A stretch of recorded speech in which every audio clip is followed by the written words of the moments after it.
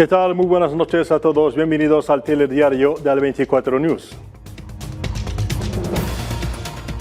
Concluyen en Argel los trabajos de la segunda sesión del llamamiento del Sahel con un unánime reconocimiento por el liderazgo papel de Argelia en la lucha antiterrorista.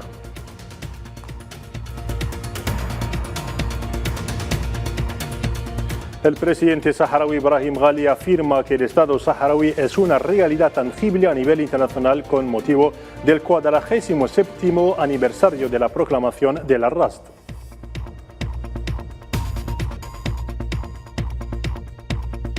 El enviado especial de la ONU para Libia, Abdoulaye Batili, propone crear una comisión inclusiva para organizar elecciones generales en 2023.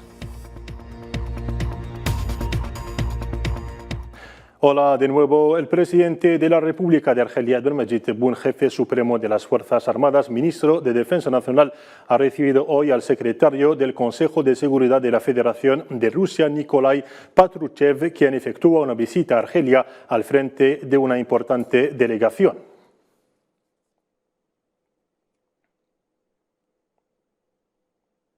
Y en cooperación entre Argelia y Rusia, cooperación militar, el secretario del Consejo de Seguridad de la Federación de Rusia, Nikolai Patrushev, ha sido recibido también por el general de ejército Said Shengriha, jefe de Estado Mayor del Ejército Nacional Popular. Ambas partes han abordado el estado de la cooperación militar entre los dos ejércitos y los medios de su consolidación, así como han intercambiado pareceres sobre distintas cuestiones de interés mutuo. Por otro lado, el presidente argelino Abdelmadjid Tebboune ha concedido hoy por decreto presidencial la nacionalidad argelina al arzobispo de Argel, Jean-Paul Vasco. Jean-Paul Vasco fue nombrado nuevo arzobispo de Argel por el Papa Francisco para dirigir la arquidiócesis metropolitana de la capital argelina el 27 de diciembre de 2021, tras 9 años al frente de la diócesis de Orán.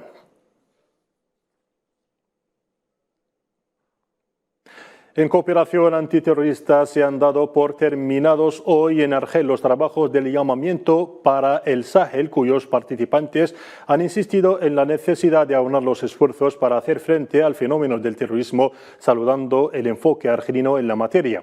Los participantes han saludado por otra parte el anuncio de Argelia de asignar $1.000 millones para financiar proyectos de desarrollo en el continente africano, una iniciativa que destacaron como el inicio del camino hacia la estabilidad y la auténtica independencia de los estados africanos.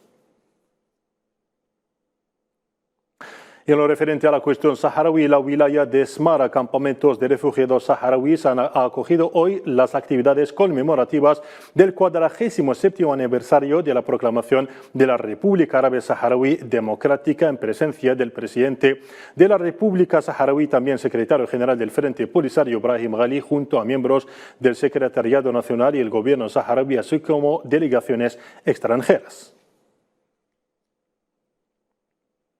Y con motivo del 47º aniversario de la proclamación de la RASD del presidente de la República del Sahara Occidental y también secretario general del Frente Polisario Brahim Ghali ha pronunciado un discurso en el cual ha condenado la política expansionista de Marruecos, reiterando el compromiso de la RASD para cumplir con sus obligaciones internacionales hacia la paz, la seguridad y la estabilidad, además de la prosperidad de los pueblos de la región y del mundo. Kahina Masri nos amplía la información.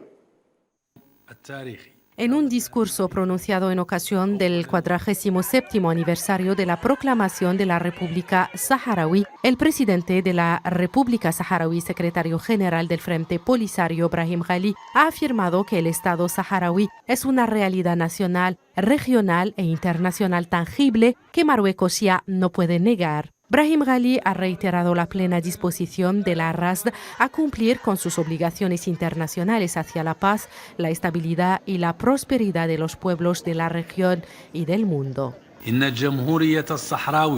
La República Saharaui, que continúa avanzando con paso firme en el camino de la construcción, la consolidación de su posición y el control total sobre todo su territorio, reitera su compromiso con la paz, seguridad, estabilidad y prosperidad para los pueblos de la región y del mundo.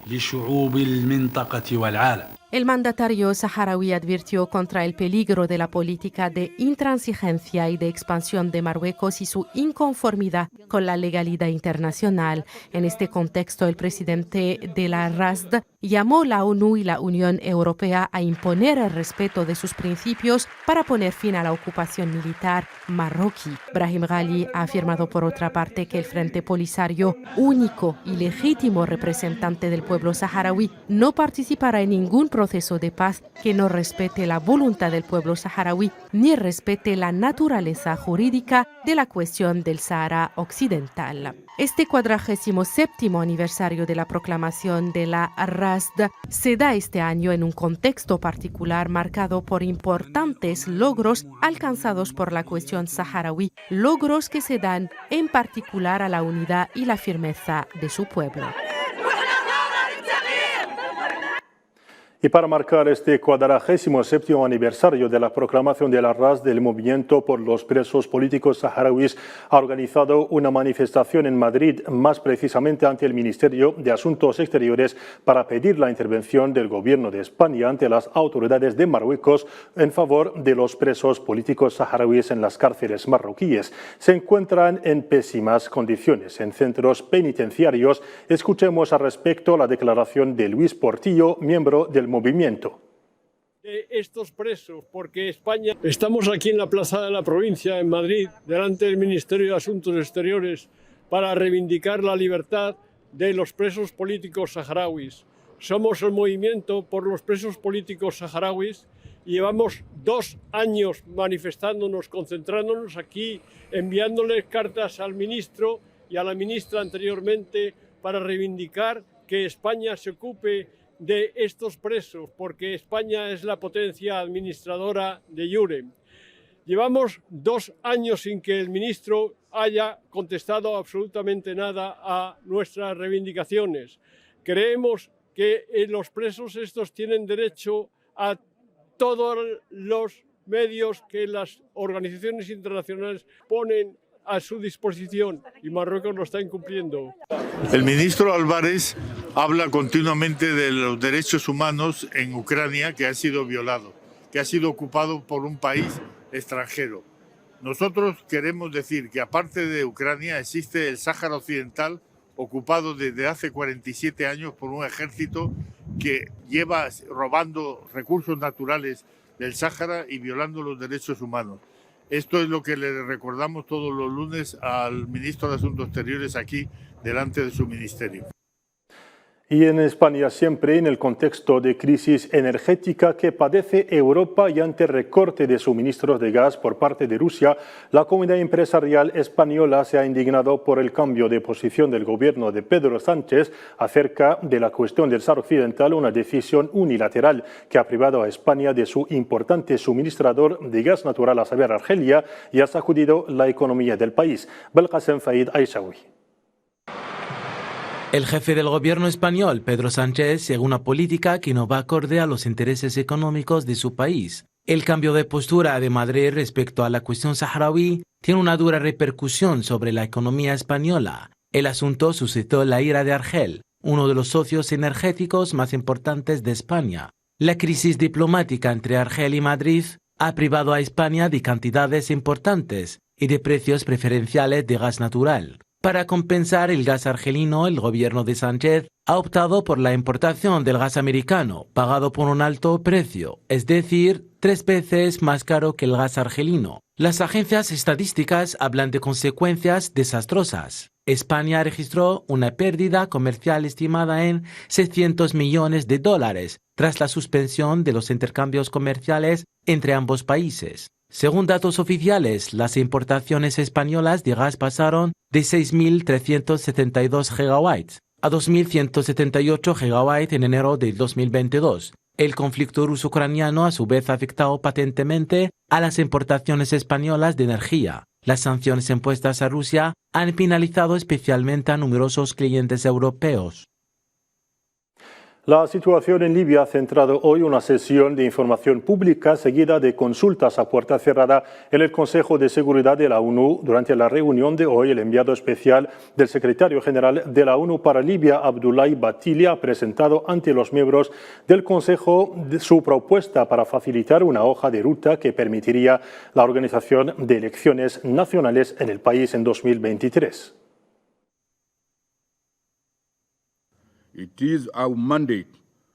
He decidido lanzar una iniciativa para celebrar elecciones legislativa y presidencial en 2023, mediante la creación de una comisión de orientación de alto nivel, que reunirá a todas las partes libias concernidas, entre ellas representantes de instituciones políticas, figuras políticas, los nobles tribales, organizaciones de la sociedad civil, dirigentes de seguridad, mujeres y jóvenes, además de facilitar un marco reglamentario, una hoja de ruta y un calendario preciso para las elecciones. Dicha comisión constituirá una plataforma para reunir propuestas sobre cuestiones relativas a las elecciones, como la seguridad del proceso electoral, y adoptar un código de conducta para los candidatos.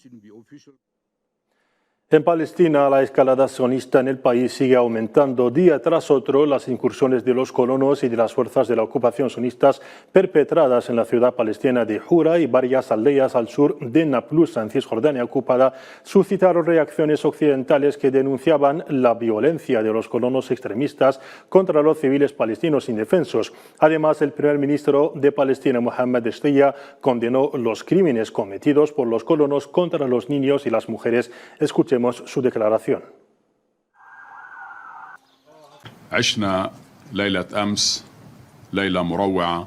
Anoche pasamos una espantosa noche, donde los colonos habían cometido los crímenes más atroces contra los niños y las mujeres. Y a la luz de estos crímenes cometidos por estos colonos fascistas, dirigidos por ministros del gobierno sionista, responsabilizamos a este gobierno de los recientes crímenes perpetrados por los colonos en la ciudad de Huara y aldeas adyacentes. Este crimen se agregará al archivo del seguimiento de la ocupación sionista en los tribunales internacionales. وسوف يضاف هذا الإجرام إلى ملف محاكمة إسرائيل في المحاكم الدولية. En Rusia, el Kremlin ha afirmado hoy que el plan de paz chino sobre Ucrania, que insta a ambas partes a acordar una desescalada gradual y advierte contra el uso de armas nucleares, debe analizarse en detalle teniendo en cuenta los intereses de todas las partes. Sin embargo, el portavoz del Kremlin, Dmitry Peskov, advirtió de que en estos momentos no hay nada que haga avanzar la crisis ucraniana hacia la paz.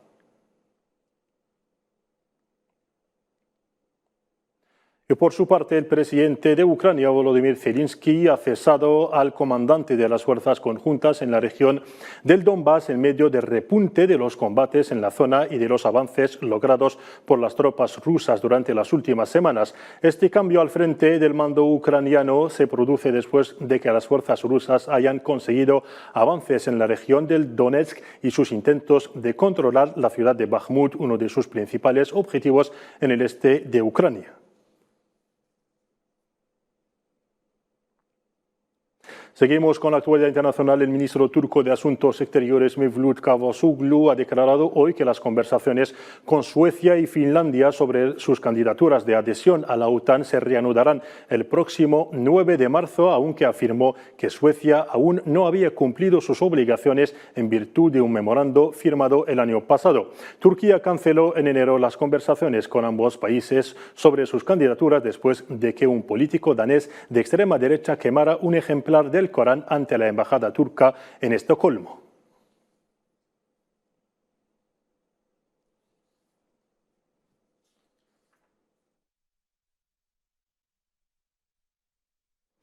Y en Chile ha iniciado hoy un despliegue militar en puntos críticos de la frontera con Perú y Bolivia, medida que durará 90 días. La medida del gobierno más izquierdista de Chile en 50 años busca aumentar el control del ingreso al país de migrantes en situación irregular. Y en Colombia, el presidente colombiano Gustavo Petro se ha pronunciado ante el Consejo de Derechos Humanos de la ONU en Ginebra en un mensaje grabado en el que habló de desigualdad y derechos humanos. Para nuestro gobierno es una prioridad atender las recomendaciones de la CIDH en materia de protección y salvaguarda de la protesta social.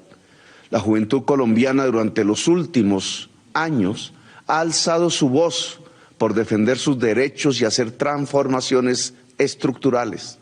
Sus reclamos han abordado las profundas desigualdades sociales y han apostado por un cambio. Es por eso que la reivindicación y la reparación a las víctimas del estallido social debe ser parte de la ruta de trabajo para la garantía de los derechos humanos en nuestro país. Y hasta aquí llegamos al fin de nuestro telediario. Gracias por su atención. Les recordamos que podrán seguir más informaciones en nuestras diferentes redes sociales. Adiós.